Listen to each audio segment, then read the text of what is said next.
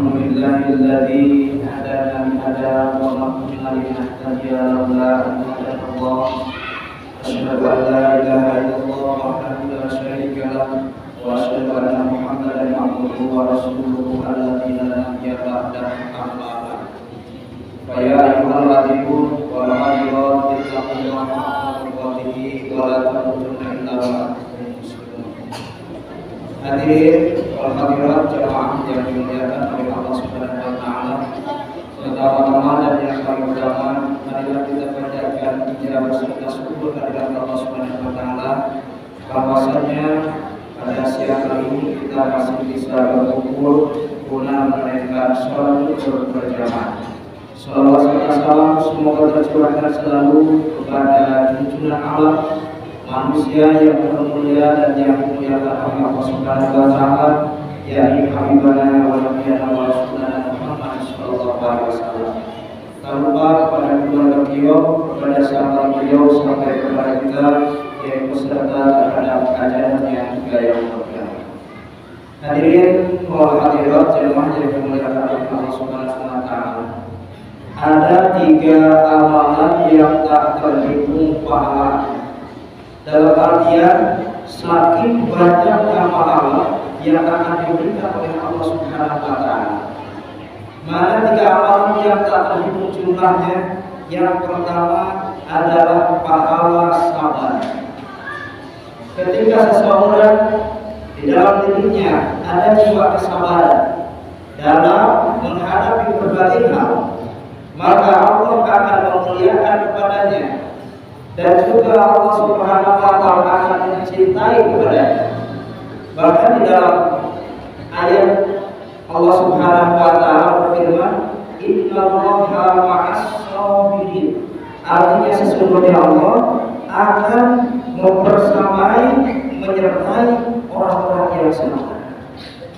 Kemudian dalam surah As-Zumar ayat 10 Allah Subhanahu wa taala berfirman, A'udzu billahi minasyaitonir rajim. Bismillahirrahmanirrahim.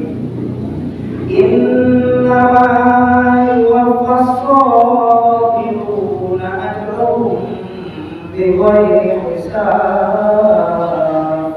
Artinya, sesungguhnya orang-orang yang sabar akan disempurnakan pahalanya oleh Allah Subhanahu wa taala. Bighairi hisabin, dan tanpa ada hitungan. Dalam artian saking banyaknya pahala orang yang sabar sehingga Allah memberi pahalanya itu tidak ada hitungannya. Kecuali dari Allah yang Maha mengetahui pahala orang yang sabar tersebut. Ada satu kisah yang sangat menarik. Satu ketika Rasulullah SAW datang kepada rumah Sayyidina Abu Bakar As-Siddiq radhiyallahu anhu. Setelah itu Rasulullah setibanya di rumah Sayyidina Abu Bakar, kemudian ngobrol sama Sayyidina Abu Bakar, berbincang-bincang di teras rumahnya. Ketika sedang kasih Rasulullah berbincang-bincang bersama Sayyidina Abu Bakar, tatkala itu tiba-tiba datanglah ada salah seorang Arab Badui atau yang disebut Arab Badui dari pedalaman. Tiba-tiba datang, kemudian Arab Badui tersebut memaki-maki sahabat Abu Bakar, memarahi sahabat Sayyidina Abu Bakar As-Siddiq radhiyallahu anhu. Satu kali Abu Bakar terdiam saja, senyum saja, karena harus banyak maklum memang kalau pada Arab Badui itu karena minimnya pengetahuan dia mengenai wawasan. Saya merupakan bacaan saja, dimaklumi saja. Semakin menjadi-jadi marahnya orang-orang Badui tersebut. Yang kedua kalinya Sayyidina Abu Bakar As-Siddiq diam saja, tidak diladeninya, tidak melayaninya, tidak menghiraukannya. Sayyidina Abu Bakar terus kasih ngobrol dengan Rasulullah SAW. Tapi perkara yang ketiga kalinya Arab Badui memarahi Sayyidina Abu Bakar semakin menjadi. Maka Sayyidina Abu Bakar kalau kata kita sudah tidak tahan lagi. Sayyidina Abu Bakar. Akhirnya Sayyidina Abu Bakar memarahi kembali Arab Badui tersebut, mencaci maki Arab Badui tersebut. Lantas Rasulullah meninggalkan pergi begitu saja. Sayyidina Abu Bakar kaget, langsung lari. Bagaimana? Untuk apa? Untuk menyusul Rasulullah SAW. Setelah kali tersebut, sahabat Rasul, ya Rasulullah, kenapa engkau meninggalkan kami semua? Ya Rasulullah, begitu saja. Kata Rasulullah, wahai Abu Bakar, ketika kau berdiam, sabar, melihat apa? Melihat cacian dan makian tersebut, para malaikat-malaikat Allah mengelilingi hadis tersebut. Kemudian para malaikat Allah berdatangan ke tempat itu. Tapi kalau kau tidak sabar dengan cacian makian siapa?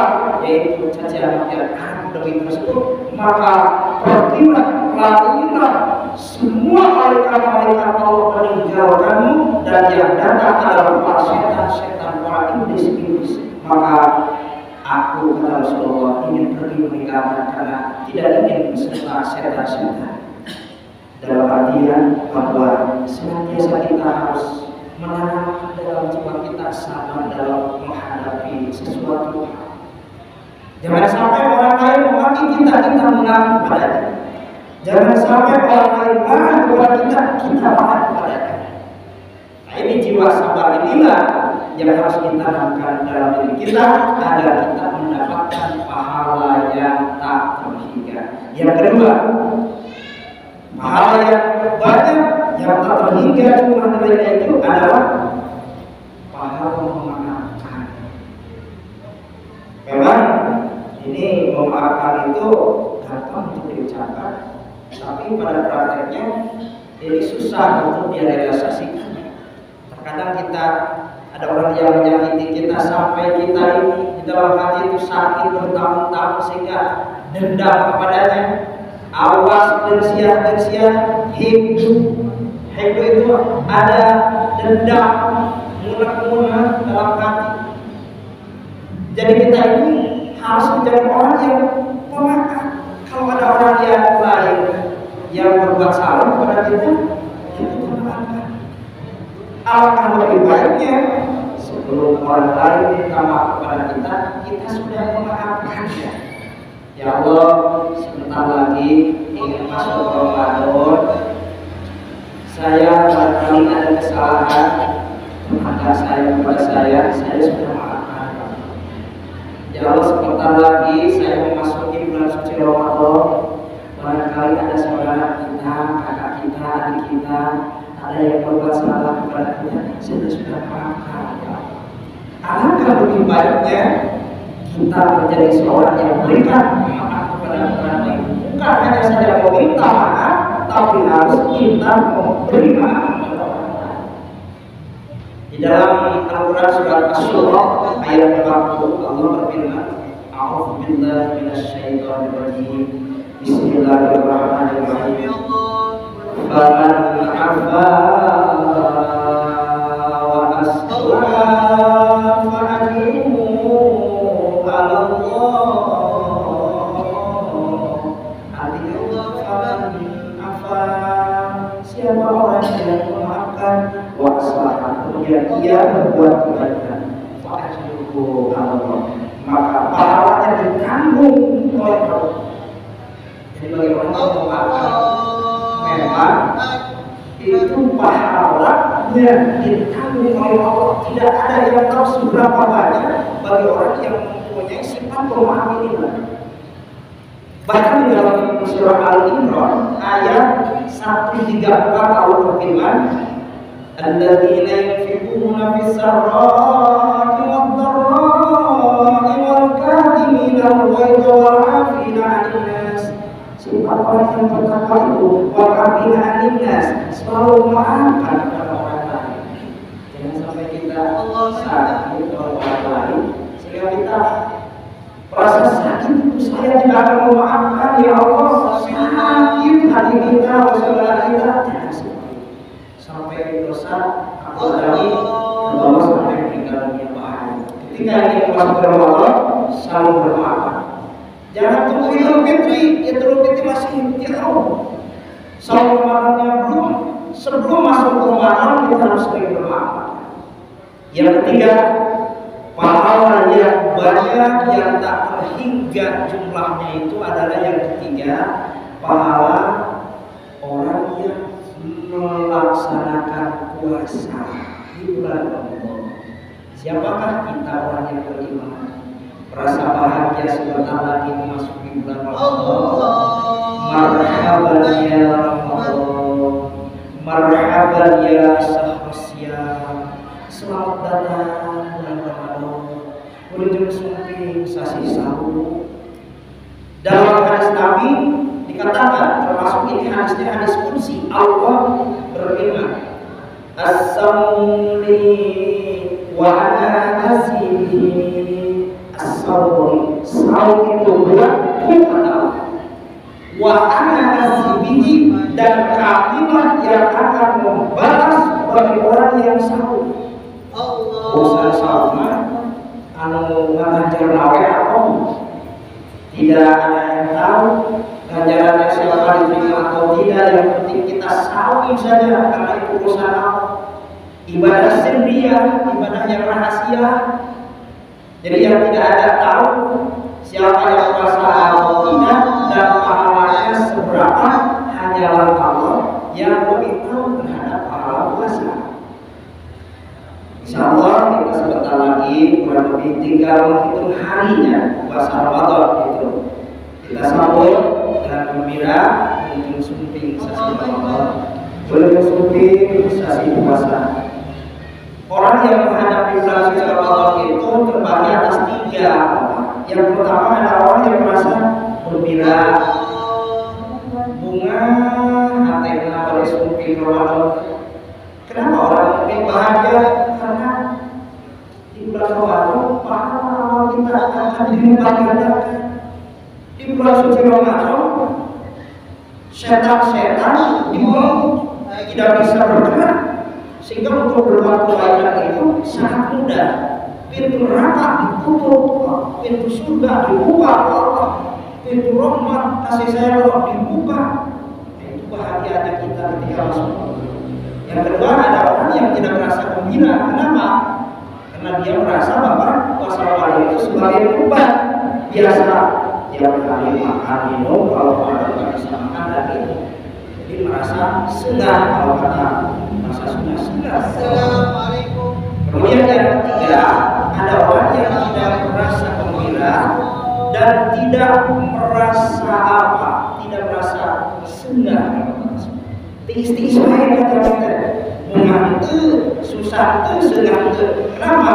Tidak ada pembeda kata dia. Ya Ramadan bulan biasa, ya apa bulan Syaban biasa. Tidak ada bedanya Ramadan. Sekarang apa bedanya sih Ramadan? Gitu-gitu aja. Toh padahal Ramadan adalah bulan yang mulia, Sayyidus Syuhur, Raja bulan, penghulu bulan.